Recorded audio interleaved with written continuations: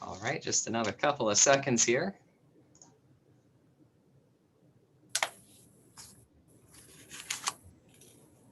Here's my agenda.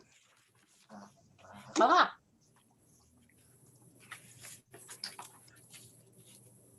Okay, everybody, we are now live online, and I'll leave it to our chair to start. Thank you. Okay, thank you. Good afternoon, everyone. Lynn, would you please call the roll for us? Sure. Margaret Broyle, Yes. Tom Pukas, Here. Andre Dordia, Here. John Scavelli is absent, John Ansel, Bob Brenneman, Here. Mike Beitendijk, Here. Andrew Dutton, Here. Bob Gerlinski, Here. Dr. Tefts, He's muted right now. muted, okay. Dr. Knappich, Here. Joel Montgomery, Here. Bob Reynolds, Here. Bill Sharon, Samara Zimmerly, Here. Mike Steiner, Here. Fred Troyer, He's muted as well. He's here. okay, Fred Troyer is here, me and Jonathan. Okay, thank you Present. very much. We do indeed have a quorum. In your package were our minutes from December 17th. Does anyone have corrections or additions to the amendments? If not, I would accept a motion to accept them. Move, Margot. Is there a second? I'll second. Okay, thank you. That was who, Fred? Or, Mike. Mike. okay, so as long as you can see Lynn, I'm happy. All those in I favor, just please happened to signify catch by it. saying aye. Aye. Aye. Andre, would you do the financial report, please? I would be happy to. Okay, for the income statement, January's information is also the year-to-date information. So we had $17,522 in income. One item of income that we receive normally every January is a deposit from Sweet Breeze Farms. It's a little over $3,000. So we got that deposit. The expenditures, we just had our farmer's loan payment, and that was $13,911. So that gave us a positive change in our cash of just over $3,600. And if you add that to the cash we started at the beginning of the year, we finished the month at $1,019,801. We do have the escrow at Farmers Bank for the Tech 4 project that we set aside, and I mistakenly took out the Gojo permit fees, thinking that it was a 5-year commitment. That sunsets in 2025, August 1st. So I actually, the next financials you'll see, I put that back in.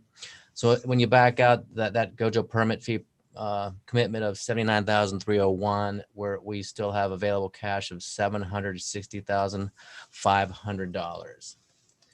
And Right. yeah, that's pretty much it. Any questions?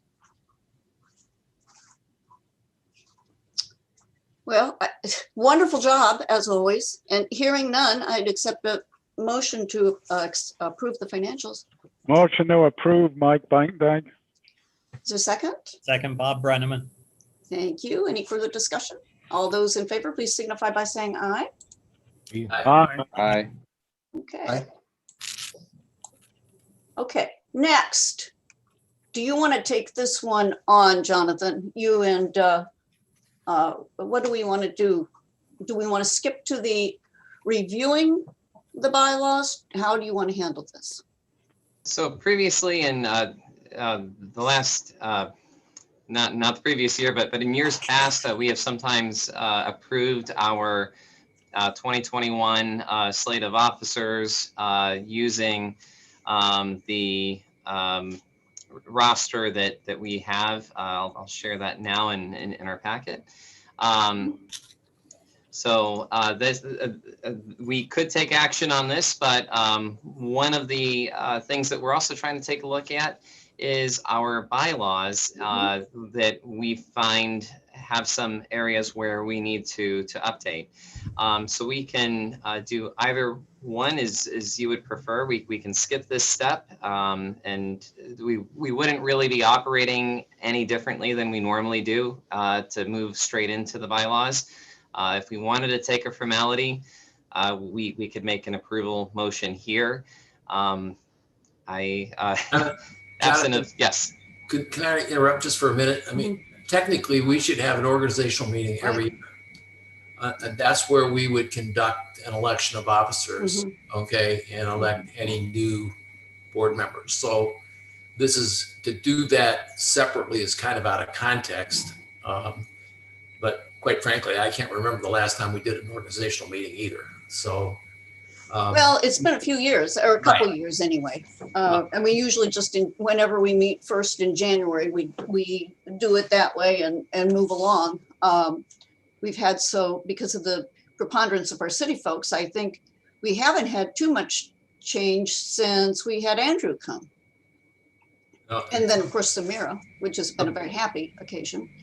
Well, it seems to me that logistically, what we should probably do is review these regulations and decide about how we want to handle our adjustments and amendments. And then I think at our next meeting, we would then be able to look at officers. Does that sound fair to everybody?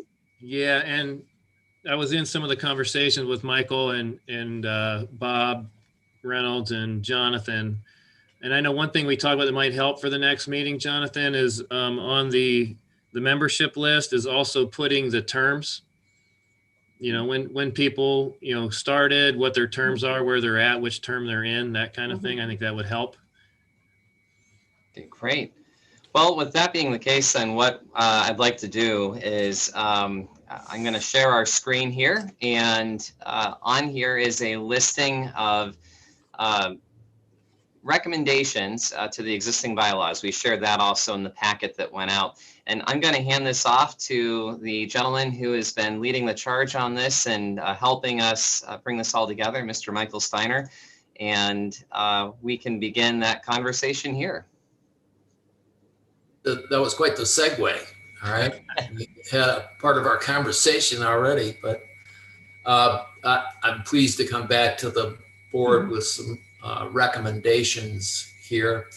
As Joel mentioned, the committee members were he and Bob Reynolds and I, and then Jonathan provided some support resources for us as we went forward. As it turned out, as I looked at the minutes from last month's meeting, it appears that Mr. Scavelli was supposed to be involved in this conversation as well, but we overlooked that, all right? So, I'm hoping he's not offended by the fact that he missed a flurry of emails and some bad lawyer jokes along the way.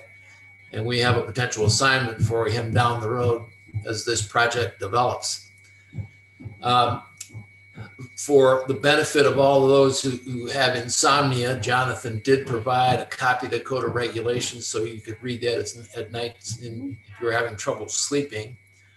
But I thought we wouldn't dig into the nitty-gritty of the language of the Code of Regulations today. I prefer to do that once we kind of embrace the direction that we want to head with the recommendations. The conversations that we had as a committee were basically attempting to answer 4 questions. Are there areas of our bylaws that we're out of compliance, that we're not conducting our affairs in line with the Code of Regulations? The second question is, are there code requirements that are unnecessary and or cumbersome? Are there opportunities to make our organization more nimble? I think we're finding the more economic development we do, the faster we have to be on our feet. And there may be ways to improve our ability to respond in a more timely fashion. And then lastly is, do we still comply with particularly state statute or federal statute as respects the documents that were prepared some time ago and have those statutes changed along the way? So recommendation number one hits right on the topic we were just discussing. The Code of Regulations currently calls for us to have an organizational meeting by the 15th of January of every year. There are many years when we don't even meet in January because there's no business to conduct in January. And we historically haven't called a special meeting for the purpose of having an organizational meeting. So we're proposing that we would have an annual meeting which included the organizational meeting at the first meeting of Wooster Growth's Board of Directors, which must occur within the first quarter of every fiscal year. And again, the item 2, I kind of wrapped that in there, but the annual meeting would be included, and I would think would take center stage at the first part of that, whatever first meeting date was. And then inside of the organizational meeting would be an election of officers and board members. Number 4 is we looked at the size of the organization, and the current parameters are from 5 to 25. And the further you stretch that number up to bring in more board members, the more difficult it is to meet the requirement to fill the seats that are representatives of the city. So we have elected to reduce that number, recommend the reduction of that number from 25 to 15. The current bylaws, as we look at numbers 5, doesn't really specifically address term limits for board members. And it's kind of until they resign or they're replaced. And we concluded it would be good for us to establish 3-year terms for board members and ultimately create a functioning nominating committee that looked at both officers and board members on a regular basis. We could, if we're on a 3-year term limit, we could start to recognize people for their years of service, and would give us an opportunity to review performance. If we've got attendance issues, then perhaps there's a change that needs to be made. If somebody, it's not a life sentence, so if it's comfortable for them to get out and they prefer to get out, it might be an easy opportunity for, say, find a replacement. On number 6, there's always been some confusion, and there's no real language in the Code of Regulations about ex officio status. Although we have any number of members of the board that are within the City of Worcester organization. So we thought it might be helpful to establish an ex officio status for the positions as listed there, so that any transition in any one of those positions automatically qualifies as being the ex officio member for that position, be it in the City of Worcester, Wayne Economic Development Council, Worcester Chamber of Commerce, or the city, or the Worcester City Schools. That ex officio status would include voting privileges, and would also include the provision that they would be able to select an alternate to appear at a meeting in their absence. We've always had a couple members from Worcester City School Board. This wouldn't preclude one or more City School Board members from attending, but Michael would, or the superintendent, I should say, would have that vote for the school district unless he was unable to attend and appointed someone else to serve in that capacity. Number 8, the document needs to be updated to include electronic communication to refer to almost everything we do as respects our interaction amongst the board and to others.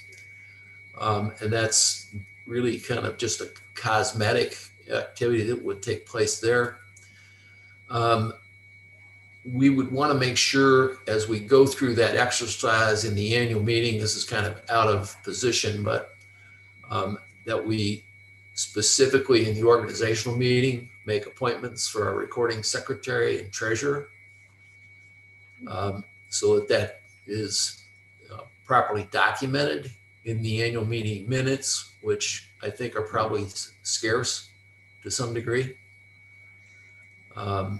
The number 10, there is an item called the certification committee that's in the current language in the document. Its purpose was to evaluate economic development opportunities and make a recommendation to the board. We found that first of all, that committee is not functioning as it stands today, and we don't see actually a significant purpose for that couldn't be met with either the executive committee or the full board. So we recommend that its elimination. And lastly, I spent a lot of time practicing law without a license as an insurance agent, but this last parcel of trying to create the language for all the recommended changes and compliance issues, and perhaps even some language that addresses gender neutrality is out of my league. And I think from a standpoint of transparency, it would be wise for us to hire outside counsel unless John Scavelli feels like he's capable and interested in providing that service to us. Questions? Well, first of all, congratulations and thank you, committee, for doing such a wonderful job and making it very clearly laid out. It's a really very nice job, and everybody, I'm sure, is appreciative. Comments, questions?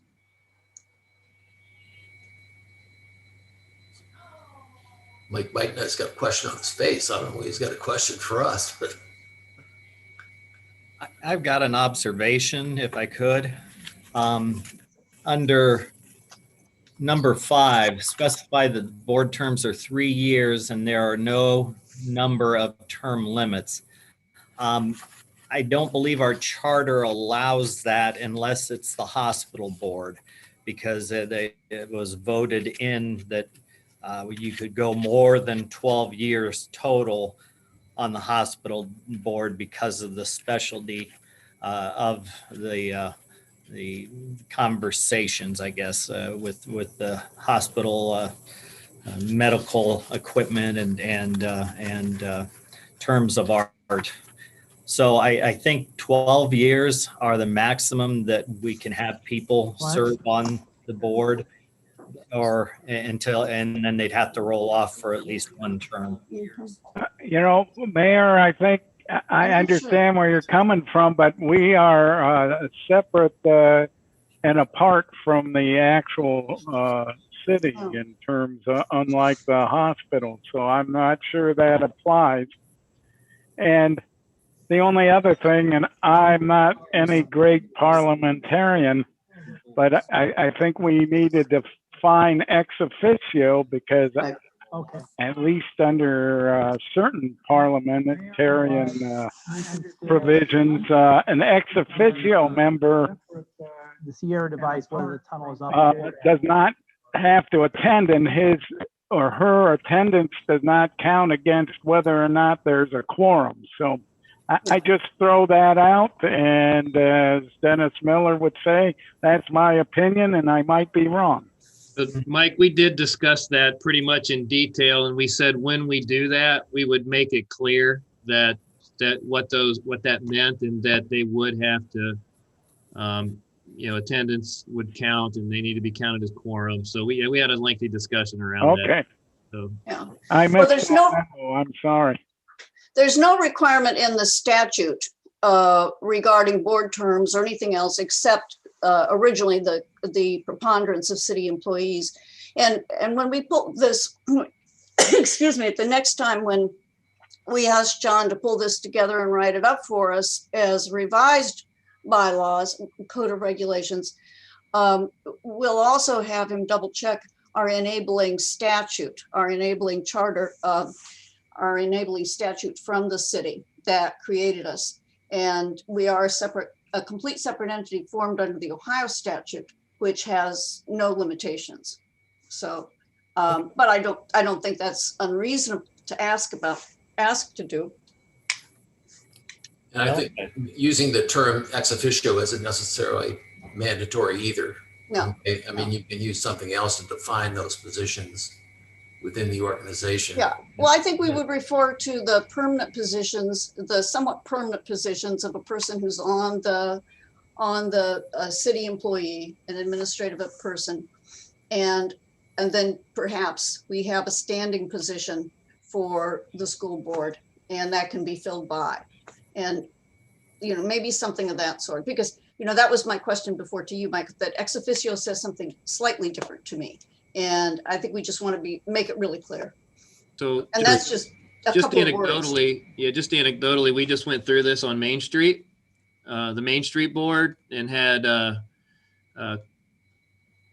think it was Mr. Pycraft, who was on the board, but also did the updates, you know, to the bylaws. He did use the term ex officio, but then he defined it, you know, what it meant. You know, that means they do count for quorum, and they, you know, and do need it. So that was all I shared when our committee was going through this, is, you know, that would be one option. We could just borrow that same logic or term or definition, just to make that clear, that so we don't have the issue that Mr. Bydyke was talking about.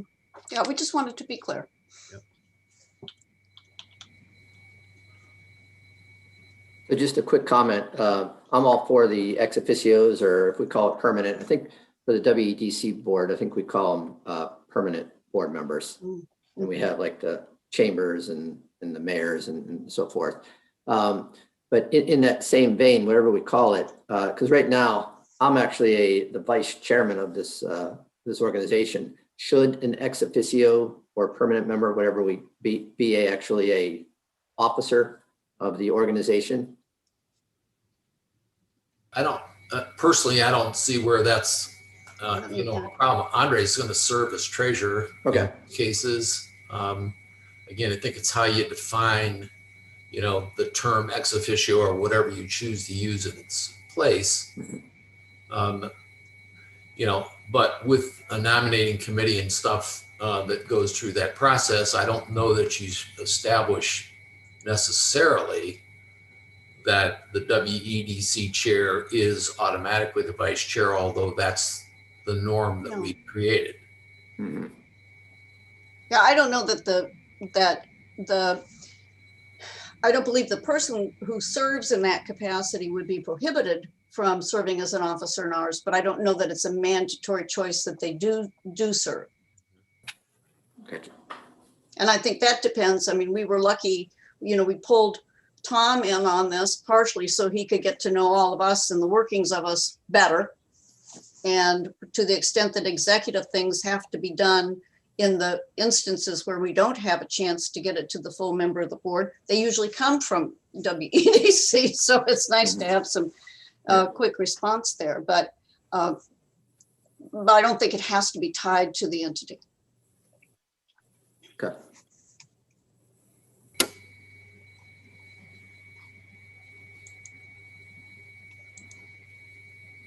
Anybody else? Margot, if there are no more questions, I mean, we could have some discussion. I'd like to put the motion on the floor that we adopt these recommendations and follow through with the next step of meeting with Mr. Scavelli to talk about, you know, where we go from here and, you know, what kind of time frame we set to try to draw this thing to conclusion. Is there a second? I'll second Mike Bydyke. Okay, great. Thank you. Discussion. All those in favor of making recommendations, forwarding our recommendations here to John, who will kind of put them back into form for us and make sure that everything is copacetic with the state of Ohio's regulations. Please say aye. Aye. Aye. Any opposed? Okay, good. All right. Thank you, Jonathan, you're on. Great, thank you. So moving through our agenda, our next item, we have executive session as per Ohio Revised Code 121.22 G2 and or ORC 121.22 G8A, followed by other business. As of today, we actually do have one item for executive session that actually touches both of those criteria, which involves the discussion of incentives and also the discussion of real estate. So that being said, we'd like to connect in executive session. To do that, if the board permits that, we would do so by using a breakout room on this particular platform. Okay. Is that a motion to go into executive session, Jonathan? If I'm able to, I'm not sure if I can actually I make don't one. think you can. Oh, no, make you it. can't. I'll You make a can't. motion that we Okay, go Michael, into that's right, you executive can't do it. session. Thank you. Okay, is there a second? I would second. Okay. Joel seconded. Okay, Joel seconded. all in favor? Aye. Aye. Aye. All right, Glenn, goodbye. Okay, bear with us here for just a minute. We For some will, of us, goodbye. we will connect here. Jonathan, is this an auto connect? Because This should be room. auto connect. Okay.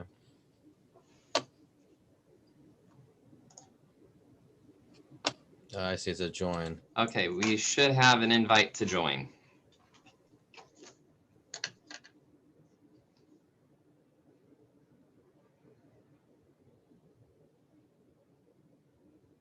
Okay. I'm going to attempt to join, and Lynn, I can just go ahead. I can share my screen, or well, actually I can't, but I will close this. Don't Okay. worry about it. I just sit here, and then if you guys come back, and make sure you bring me back, or All right. get text or something if I don't show back up. Okay. All right. Thank you very much. Yep.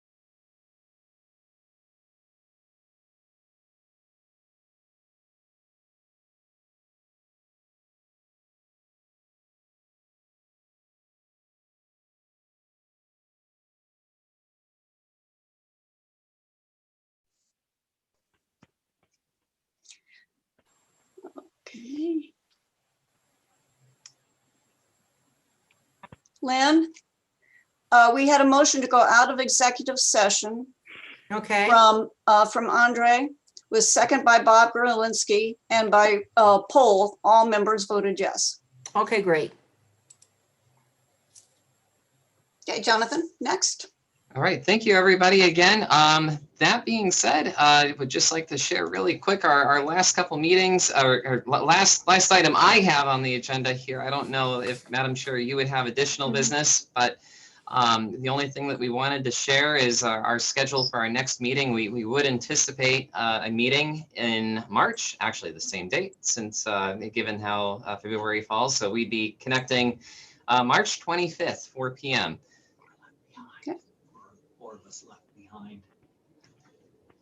Well, and given the fact that we're wanting, I don't know whether John will be ready by then. He may or may not be. So let's plan to put it on there. If you have no other pressing business, then, and he's not ready, we may not be able to meet right then, but it would be attractive to be able to keep pushing along and getting these bylaws and things tidied up after the committees work so hard on and getting them prepared.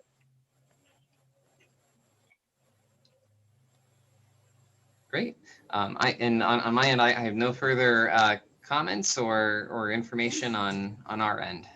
And then I would move to adjourn, and I'd like to thank Fred Troyer for joining us from the International Space Station. Hey, that rover looks pretty dangerous to ride on, Fred. Don't hop on it quite yet. It looks like it kind of goes like this a little bit. Took me 7 months to get to Mars, so. We were left. Okay. We were the sinners, I'm afraid, because we didn't get to come with the rest. Okay, we have a motion to adjourn. Is there a second? Yes, Tom. Okay. Any objection? All right, we are adjourned. Thank you all very much for your time. Wonderful to see you all. Thank you. Take Likewise. care. Thanks. Bye. Bye-bye.